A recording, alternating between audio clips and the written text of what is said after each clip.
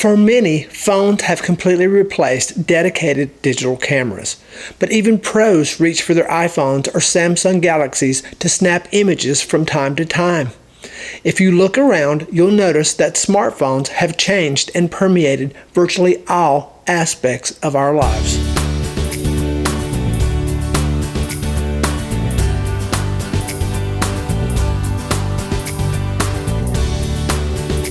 One of the most noticeable is documenting memorable milestones in our lives as well as regular events through the integrated camera. And this has mainly been brought about by the fact that leading phone manufacturers continue to churn out very powerful cameras with similar features. However, the fact that your phone has a quality camera does not translate directly to high quality photographs. Your smartphone is always with you, a constant companion that can connect to the web to look up any tiny nugget of trivia and generally keeps you in constant contact with the outside world. It's one of the key items you grab before leaving the house, and the last time, probably, you turned it off was at the movie theater. This also makes your phone your take everywhere, shoot anything digital camera. Just a few short years ago, making images and video with smartphones was a compromise, with poorer image quality, but a heck of a lot more convenience than a good point-and-shoot camera. But times have changed, and phone cameras have gotten better and better. The latest models offer superior imaging and video to budget point-and-shoot cameras, and offer nifty software tricks to blur backgrounds just like an SLR or an f2 or f1.4 lens. So check out these tips to get the best images you can get from your phone. But remember, even with the latest tech, phones aren't as versatile imaging tools as modern interchangeable lens cameras. First, make sure that your lens and sensor is clean. This is perhaps the easiest way to get better quality pictures with your smartphone. The lens acts as the primary light entry point into the phone. If your lens is dirty, then the phone will be of lower quality. Typical culprits include dust, grease, oil, stains, and fingerprints. Use a clean, soft cloth to clean the lens. You'll be surprised by the difference such a subtle thing can make.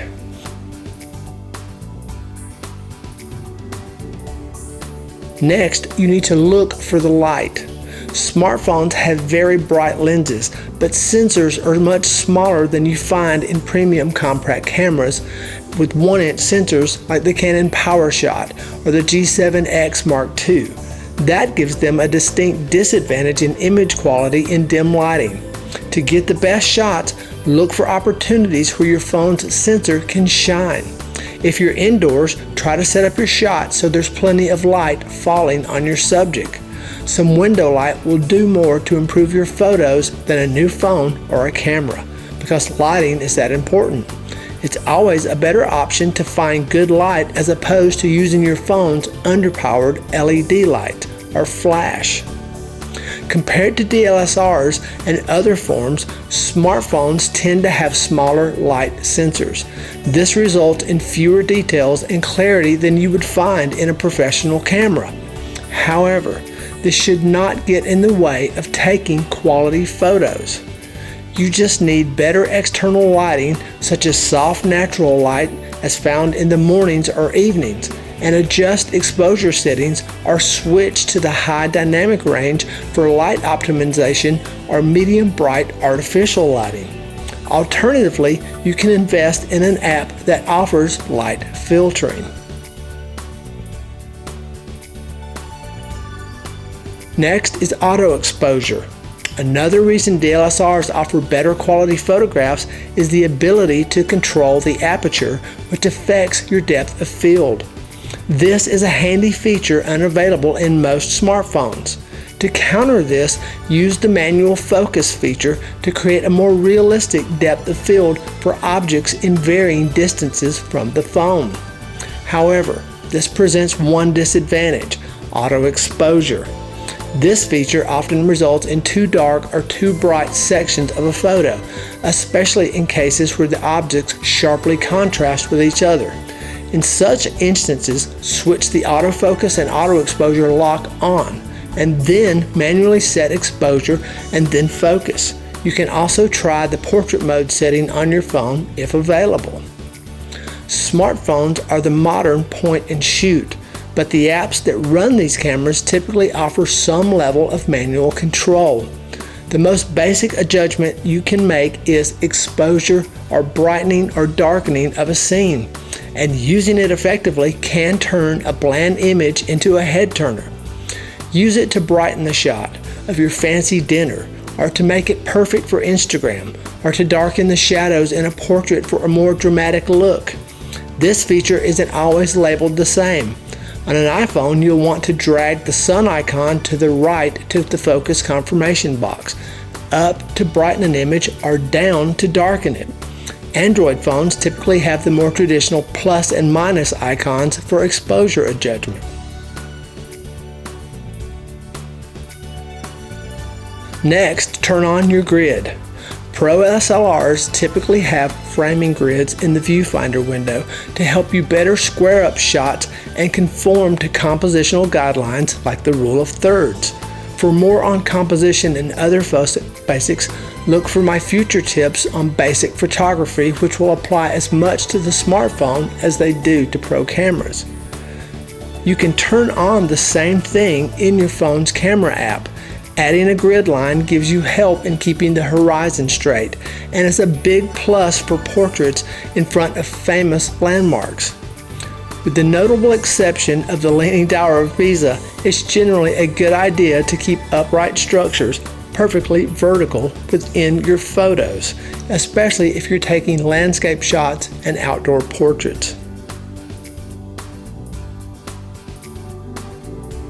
Next, focus close. Your phone can focus pretty close. Use it to your advantage. You can snap a shot of your fancy dinner and get close up, but keep the whole frame in focus. That's something you can't do with a big camera shooting at f1.4 or f2, and one of the areas where small image sensors have a practical advantage over the larger sensors of bigger cameras. Zooming. One of the ways that people spoil otherwise good shots is through zooming. Zooming tends to overblow the image, leading to blurry results. So rather than zooming, move closer to the object. Such proximity allows accommodation of the primary objects into the frame and gives you more control over the lighting and shots that are more detailed. In cases where this is impossible, integrate other features in the front and background to provide other areas of focus and interest, such as a backdrop or some small props.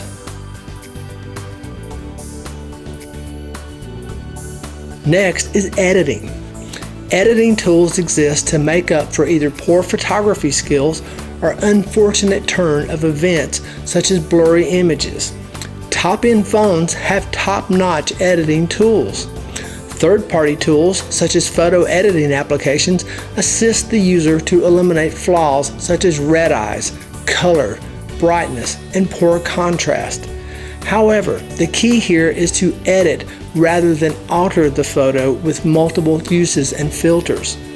Editing brings out the photo qualities that you would otherwise enjoy with a professional camera. Furthermore, useful editing tools offer handy ways to salvage poor quality pictures of otherwise good subjects.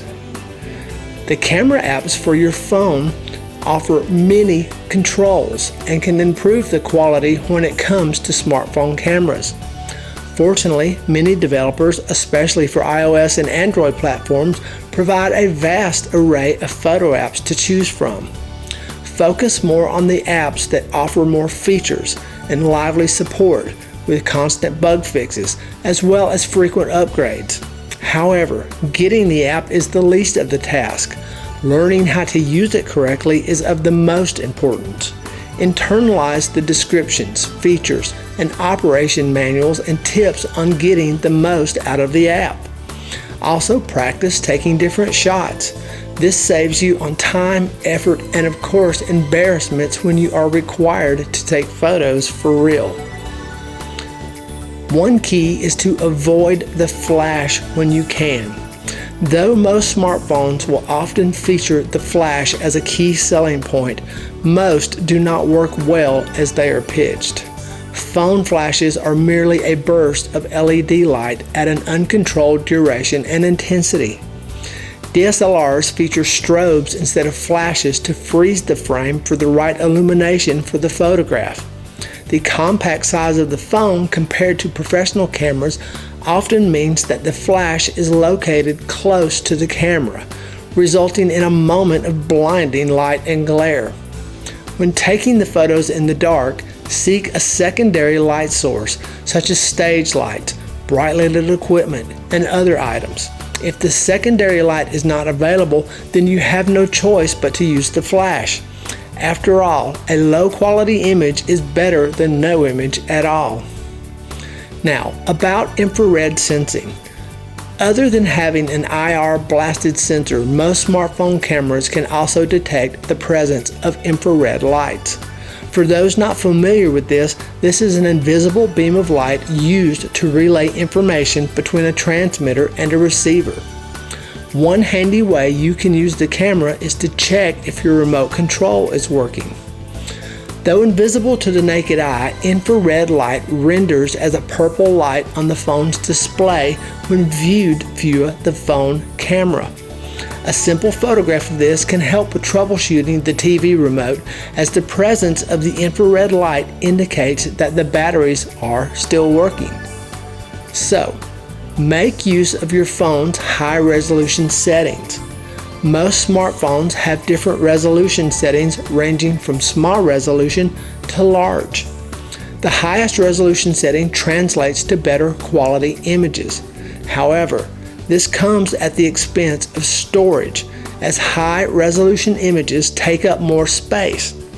Today, this should not be a problem for phones with large internal storage capacities.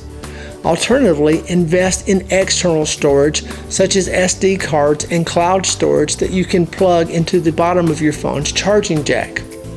Next, you need to learn to edit your shots. Your phone is a powerful handheld computer just as capable of making basic image adjustments as a high-end laptop running Photoshop. You should download some imaging editing software, and my favorite is Visco, a free download for both Android and iOS, or use the basic image editing tools built into your operating system. More advanced photographers can enable RAW capture, which will deliver much more leeway in editing. And if you have a dual lens iPhone, you can add an app like Focus, which allows you to adjust the amount of and quality of the background blur in your portrait mode shot. So, in conclusion, though most people judge the capability of smartphones by the number of indicated megapixels, there are some settings and apps and secondary attachments that can significantly improve the quality of the photos you take. These tips that I have given come in handy for turning a seemingly dull camera into a prime photography tool. As always, stay creative, Jim.